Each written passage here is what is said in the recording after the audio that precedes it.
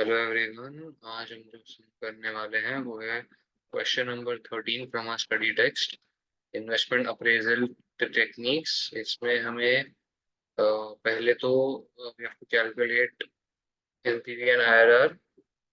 वो बाद में हमें रिकमेंड करना है कि हमें कौन सा प्रोजेक्ट लेना चाहिए, एंड लास्ट में हमें खाली इतना बताना है कि ये एक ब्रीफ क्वेश्चन है। Explain the inconsistency in rankings of two projects in the view of the remarks of the directors. Yeah. सबसे पहले अपन सम कर लेते हैं. Calculate the NPV and IRR for each of the project. The company is considering which of the two mutually exclusive projects it should take. The finance director thinks that the project with the higher NPV should be chosen, whereas the managing director thinks that the one with the higher IRR should be undertaken, especially as both projects have same initial outlay and length of life. The company anticipates the cost of capital 10% and the net after tax cash flow of the project are as follows.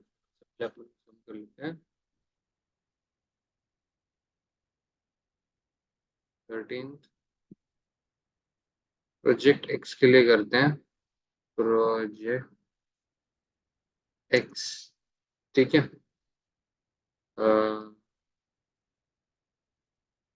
Year 1, ये year,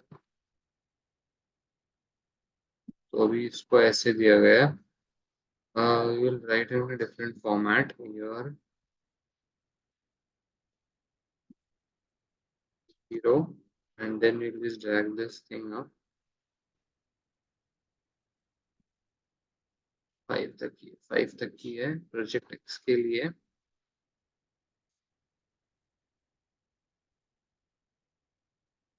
तो सबसे पहले हमने invest कितना किया था 200. इसका present value जो भी होगा वैल्यू, ठीक है. और हमें दिया गया cost of capital is 10%.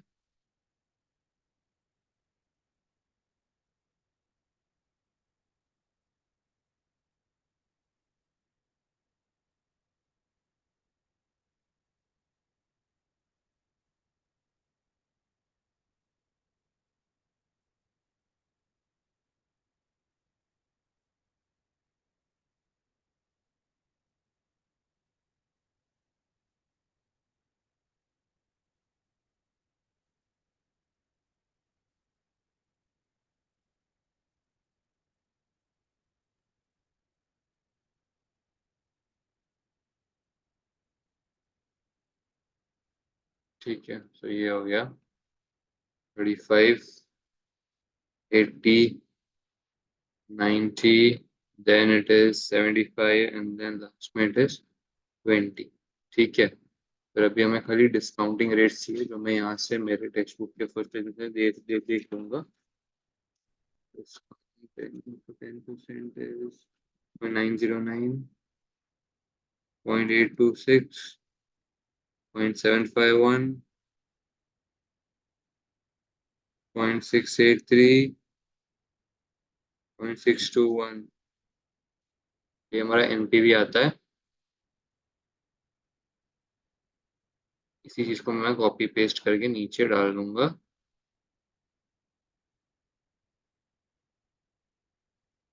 In with COC.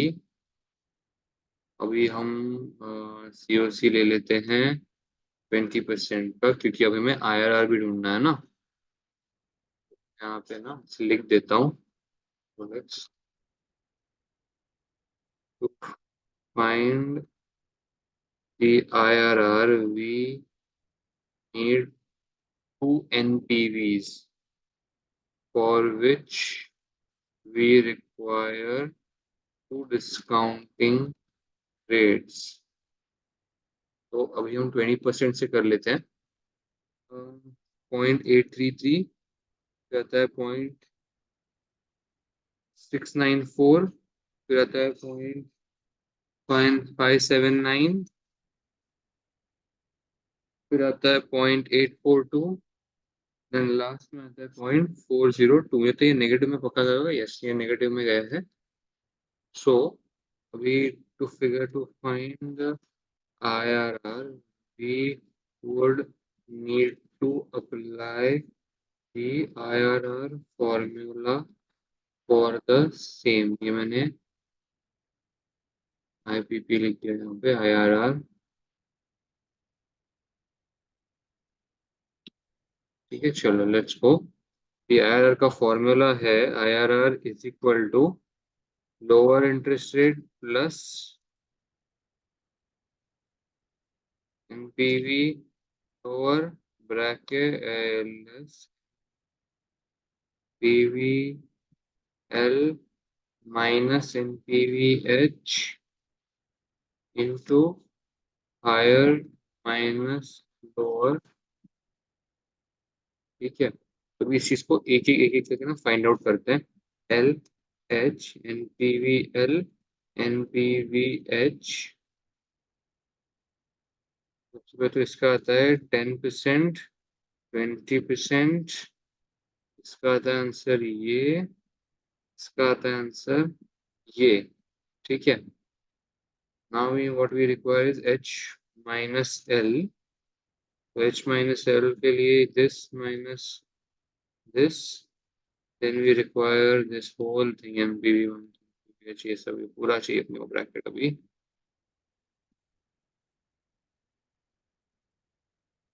which we will do this divided by bracket this minus this.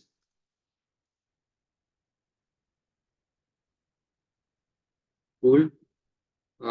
Next ये भी IRR मुझे लगता है डायरेक्टली मिल जाएगा. अभी IRR is equal to L plus this into this. I think BODMAS sketch कर लेता है ये. Okay, the answer would be 16%. ये पॉजिटिव में चला गया. हाँ, आंसर वुड बी 16% देन.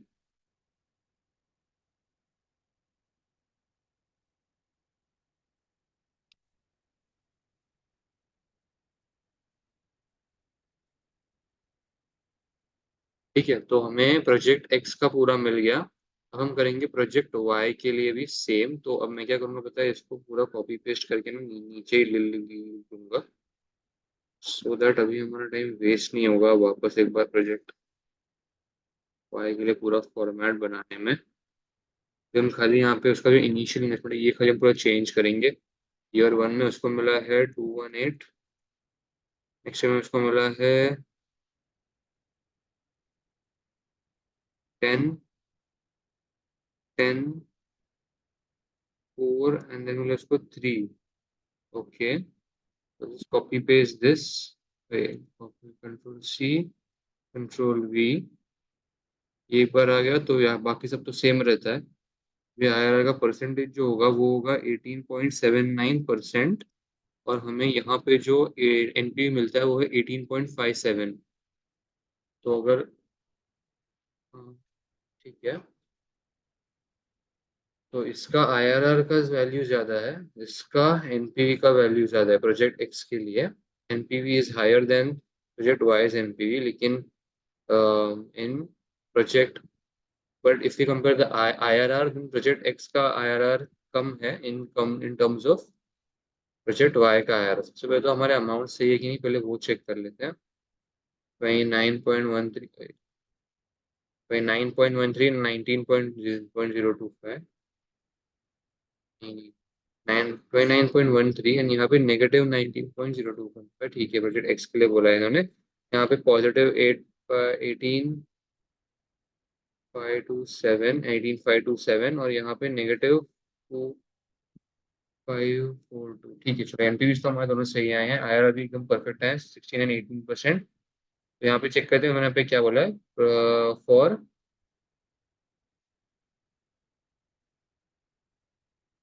हाँ ये recommend with reasons when which project you would undertake if either. तो ऐसा बोला जाता है कि NPV is always superior than IRR. तो इसलिए प्रोजेक्ट एक should be selected as its NPV is higher than IRR. It also gives an app.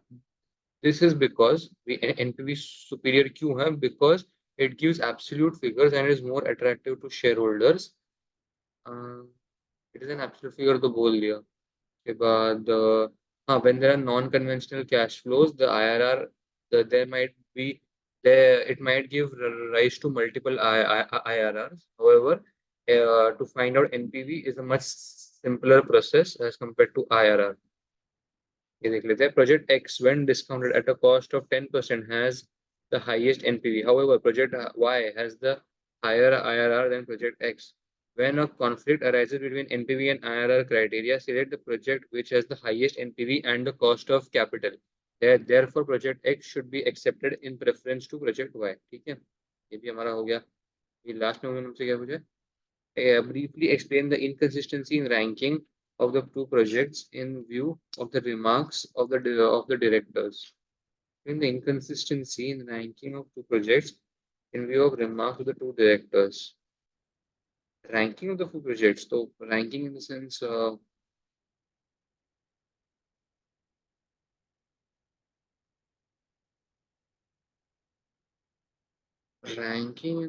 अभी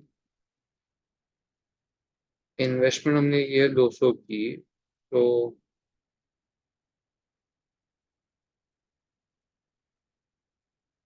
नहीं रैंकिंग मतलब मैं समझा नहीं. आधे आस्किंग फॉर पीआई और समथिंग, मुझे कौन समझा, एक बार चेक कर लेते हैं. Project Y, Y's cash flows occur mainly in year 1 whilst most of excess comes in years 2 to 4. This is the reason why is higher IRR, because the IRR calculation assumes that any monies reinvested during the life of the project are reinvested in the project's IRR rather than at company's cost of capital, the latter being the assumption of the NPV calculation. अच्छा okay, दोनों में inconsistency क्यों आई है? या why project X superior than project Y, या NPV उसका ज्यादा क्यों है, ऐसा पूछा है. ठीक है, directors project wise cash flows अगर मेनली इन ईयर 1. हाँ राइट, 218 पे आया है. While most of excess comes in the years 2 to 4. This is the reason why is higher IRR, because the IRR calculation assumes that any money reinvested during the life of the project are reinvested at the project's IRR. मतलब इन्होंने जो भी project में invest किया होगा, इन्होंने project के IRR देख के इन्वेस्ट किया होगा, जिस 16% and 19%. However, it is not a very good assumption. The amount that we always reinvest should always be as per the company's cost of capital. ये चीज NPV बोलता है, not IRR. Invested at the company's project rather than the company's cost of capital, the latter being the assumption of NPV calculation. मतलब cost of capital में पैसा डाला जाता है या reinvest किया जाता है उसके according, यानी कि जब हम reinvest करेंगे अमाउंट तो हम 10% के according करेंगे and not in terms of IRR. मतलब 16 या 19% का हम reinvest नहीं करेंगे, हम खाली 10% ही reinvest करेंगे, ऐसा. ये ठीक है. So thank you so much for watching and